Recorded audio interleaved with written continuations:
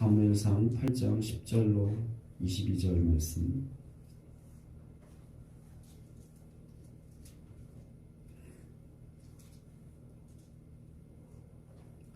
함께 봉독합니다. 사무엘이 왕을 요구하는 백성에게 여호와의 모든 말씀을 말하여 이르되 너희를 다스릴 왕의 제도는 이러하니라.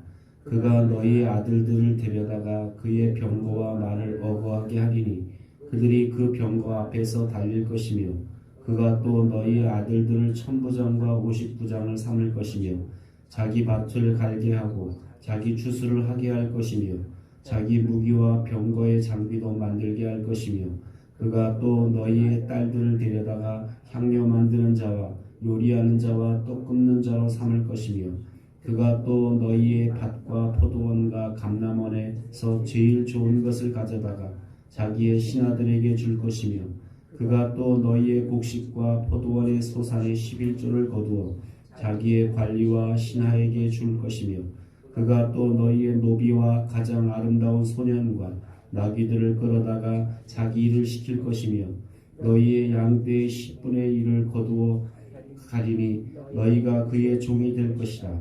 그날에 너희는 너희가 택한 왕으로 말미암아 부르짖되 그날에 여호와께서 너희에게 응답하지 아니하시리라 하니 백성이 사무엘의 말을 듣기를 거절하여 이르되 아니로소이다. 우리도 왕이 있어야 하리니 우리도 다른 나라들 같이 되어 우리의 왕이 우리를 다스리며 우리 앞에 나가서 우리의 싸움을 싸워야 할 것이니이다 하는지라. 사무엘이 백성의 말을 다 듣고 여호와께 아뢰매 여호와께서 사무엘에게 이르시되 그들의 말을 들어 왕을 세우라 하시니 사무엘이 이스라엘 사람들에게 이르되 너희는 각기 성읍으로 돌아가라 하니라. 아멘. 사무엘은 왕을 요구하는 사람들에게 특별히 하나님이 주시는 말씀을 그대로 다 전하게 됩니다. 그래서 하나님 말씀대로 너희들에게 왕이 다스리기 시작하면 이런 일이 일어나게 될 것이다. 그러면서 여러 가지 어려운 일들, 이제 왕이 통치하게 될 때 나타나는 그런 여러 가지 어려운 문제들을 쭉 설명하게 됩니다.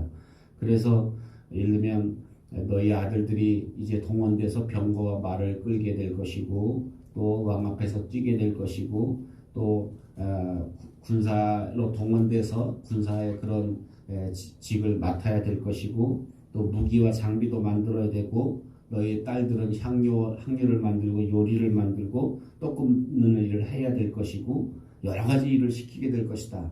그렇죠. 왕의 제도가 생기면 왕궁의 기본적인 인원들이 세워져야 되고 또 거기에 필요한 세금을 걷어들여야 되고 또 거기에 그 왕궁을 유지하기 위해서는 여러 가지 사실은 이제 그들에게 있는 소유들을 다 왕궁으로 이렇게 옮겨놓게 될 것이다. 이런 일이 있어도 너희들 좋겠냐라고 이렇게 쭉 이제 설명을 하게 된다라는 겁니다. 어쩌면 이렇게 하나님께서는 우리가 이렇게 생각하는 것, 우리가 때로는 요구하는 것, 이렇게 하나님 나 이렇게 됐으면 좋겠어요, 저렇게 됐으면 좋겠어요. 우리가 요구하는 것이 있을 때 하나님이 여러 가지 방법으로 우리 가운데 말씀하세요. 너 그렇게 되면 너한테 그 어려움이 있을 텐데 한번 잘 생각해봐 라고 이렇게 여러 가지 방법으로 우리에게 말씀하시지만 때로는 우리가 고집이 너무 세요. 그래서 하나님 듣기 싫어요. 난 무조건 이렇게 됐으면 좋겠어요 하고 하나님께 그렇게 우리는 요청할 때가 굉장히 많다라는 겁니다.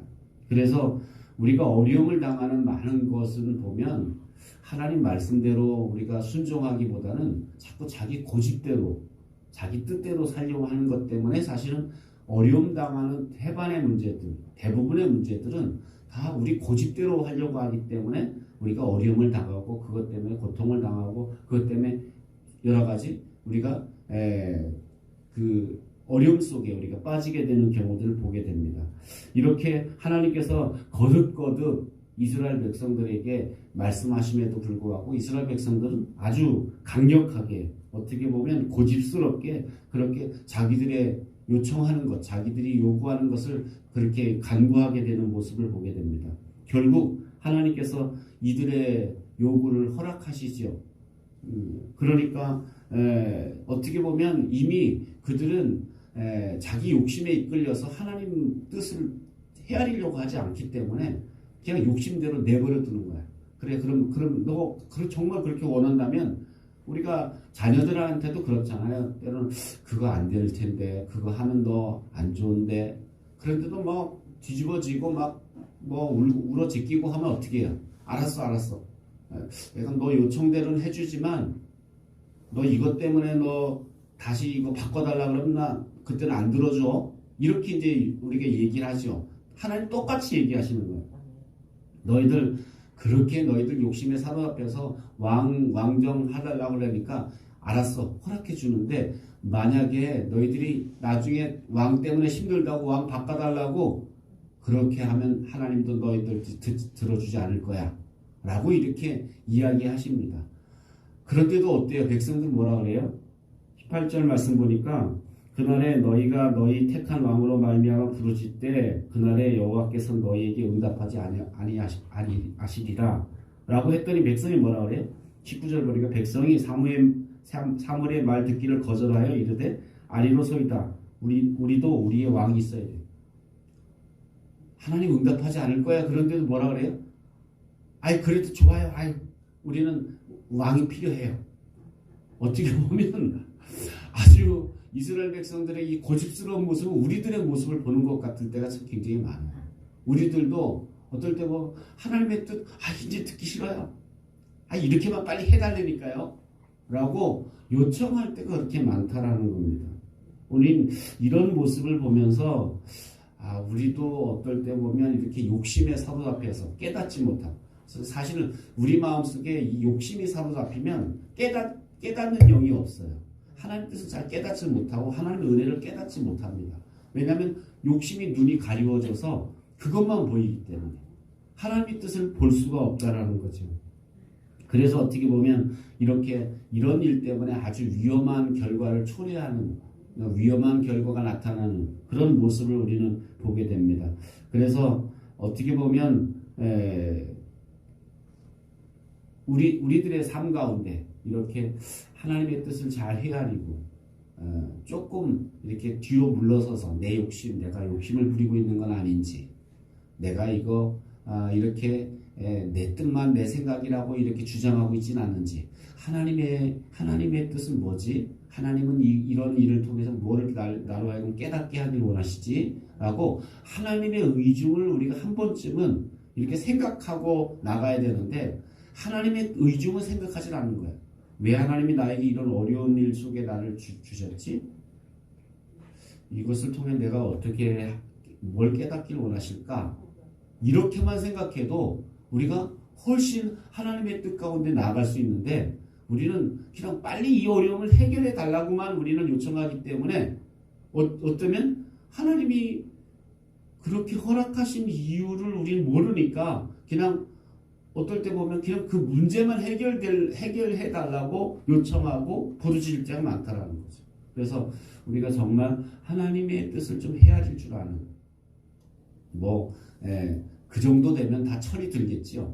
하나님의 뜻을 우리가 자녀들도 그렇잖아요. 부모의 마음을 헤아릴 줄만 안다면 벌써 철이 드는 것처럼 근데 우리가 이게 여러분도 마찬가지지만 자녀를 키워보면 철이 그렇게 빨리 드는 경우가 적지 않아요. 신앙생활도 그런 것 같아요. 정말 철이 어떨 때 좀 더디드는 것 같아요. 신앙생활 수십 년을 해도요. 이 하나님 앞에 철이 잘 안 들을 때가 많아요. 그래서 철이 든다는 건 뭐냐면 내 생각보다 내 욕심보다 내 상황보다 누굴 먼저 생각하는 거예요. 하나님의 뜻을 먼저 생각하고 하나님의 형편을 하나님은 마음은 어떠실까? 내가 이렇게 지금 고통당하고 있는데 하나님 마음은 어떠실까? 하나님 뭘 원하실까? 이렇게 하나님의 마음과 하나님의 뜻을 좀 생각하고 헤아릴 줄 안다면 우리가 훨씬 철든 성도로서 그렇게 하나님 앞에 서게 될 줄로 믿습니다. 기도하겠습니다. 말씀을 기억하면서 우리 안에 있는 아집과 고집이 무너지게 해주시고 우리 속에 온유하고 겸손한 마음으로 하나님의 뜻을 살피고 하나님의 마음을 헤아릴 줄 아는 그런 철든 하나님의 백성이 되게 해달라고 기도하고 여러분의 자신의 기도 제목을 놓고 기도합니다. 사랑과 은혜가 풍성